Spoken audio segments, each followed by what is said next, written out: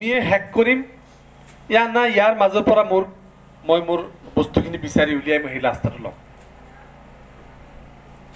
আমাৰ এপিজে কালামৰ এটা কিতাপ পঢ়িছিলোঁ মই যেতিয়া কলেজৰ ষ্টুডেণ্ট। এইটো আছিল অগ্নিৰ ডেউকা, দ্য ফায়াৰ অফ উইংছ। যথেষ্ট মটিভেশ্যনেল কিতাপ, জেমছ বাৰ্গৰ কিতাপ, যথেষ্ট মোটিভেশনাল বুকস আছে আজিকালি। কিৰণ খেৰৰ কিতাপ, আজিকালি উই ক্যান উইন, অনলি উইন, এনেকুৱা যথেষ্ট বুকস আছে মোটিভেশনাল, সেইবিলাকতো আছেই। কিন্তু প্ৰতিটো সাকসেসফুল মানুহৰ যদি বেকগ্ৰাউণ্ডটো চাব যোৱা যায়, হাৰ্ড লেবাৰ, ফিক্স ইয়ৰ টাৰ্গেট। মই এইটোত যাম, সেইখিনি যাবৰ কাৰণে কোনখিনি কাম কৰিব লাগিব, ইউ চিলেক্ট ফাৰ্ষ্ট।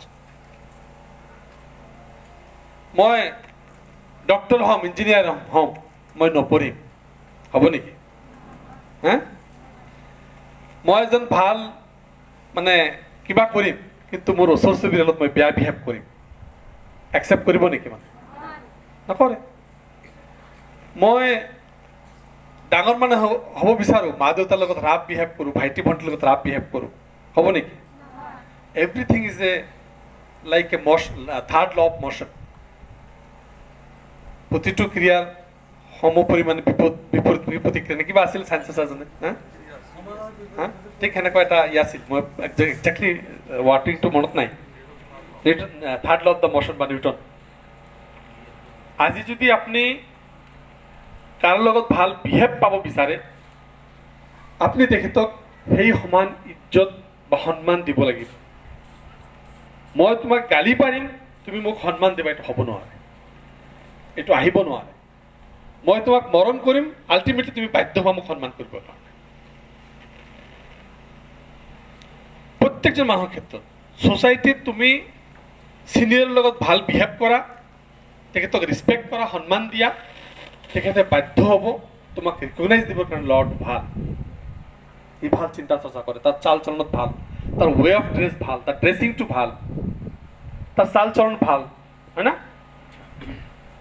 আৰু যদি মই ৰাফ বিহেভ কৰোঁ, গাৰ্জেনবিলাক চাদা মাৰি গৈ থাকোঁ, হয় না? বা তেখেতসকলক যদি মিছবিহেভ কৰা ষ্টাৰ্ট কৰোঁ, তেখেতসকলে মোক কি হিচাপত ৰিকগনাইজ কৰিব, ছ'চাইটি ভালকৈ জানে, আপোনালোকে বুজি পাব।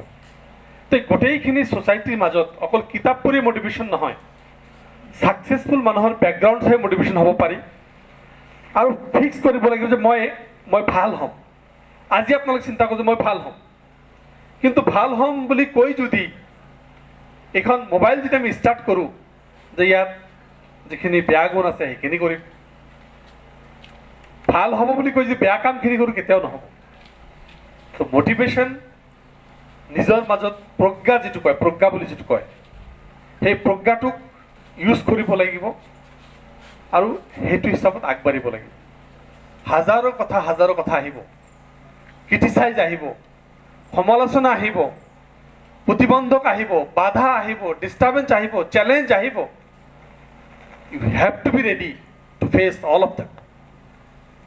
তুমি প্ৰত্যেকে সেইটো ফেচ কৰিবৰ প্ৰস্তুত থাকিব লাগিব। এইটো কৈছেতো, এইটো মূলত ৰিলেটেড নহয়, ঠিক আছে, লিভ ইট, তাকে এৰি দিয়া। সেইটোৰ লগত কাজিয়া কৰি 2 ঘণ্টা সময় নষ্ট কৰি নিজৰ ব্ৰেইনটো তাত এংগেজ কৰি থ'ব নালাগে। Live it, ignore it, just ignore. এজনে বেয়াকৈ কৈছেতো, ঠিক আছে, এইটো ইগন'ৰ কৰা। এই কথাটো ভাল কৈছে, হ'ব পাৰে সি কামলা, হ'ব পাৰে এজন লেবাৰ।